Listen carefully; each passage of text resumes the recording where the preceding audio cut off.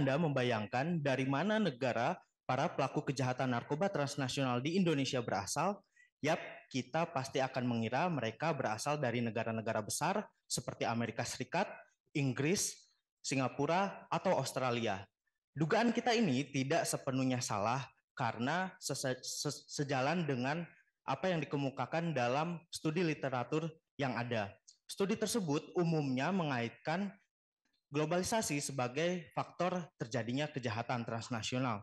Beranjak dari hal ini, saya berupaya menelusuri bagaimana globalisasi mempengaruhi kejahatan narkoba transnasional di Indonesia. Di Indonesia sendiri, angka pengguna narkoba telah mencapai 3,6 juta jiwa. Lonjakan kasus ini diyakini disebabkan karena banyaknya sindikat kejahatan narkoba transnasional. Sepanjang tahun 2001 hingga 2020, terdapat lebih dari 1.660 pelaku kejahatan narkoba transnasional yang berasal dari 70 negara.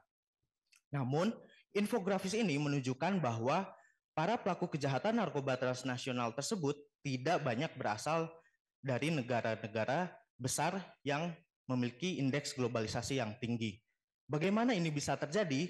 Usut punya usut, meskipun globalisasi seringkali dikaitkan sebagai faktor yang memfasilitasi kejahatan transnasional, hubungan antara kedua variabel ini belum pernah diuji secara ilmiah.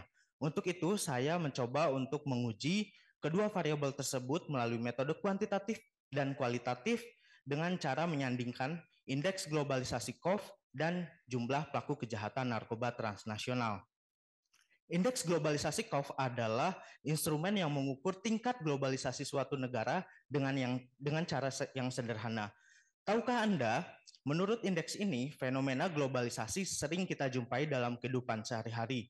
Misalnya, jika Anda memiliki iPhone atau Samsung dan pernah mengunjungi McDonald atau IKEA, maka Anda telah merasakan apa itu globalisasi.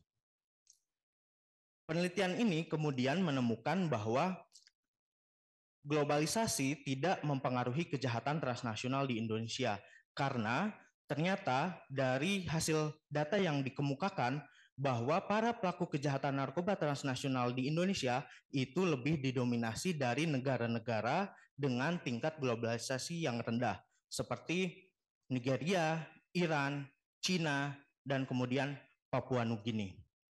Lalu selanjutnya apa? Bulan depan saya akan mencoba untuk memaparkan hasil penelitian saya kepada instansi terkait dan harapannya agar penelitian tersebut dapat menjadi wadah bagi mereka sebagai para pemangku kebijakan.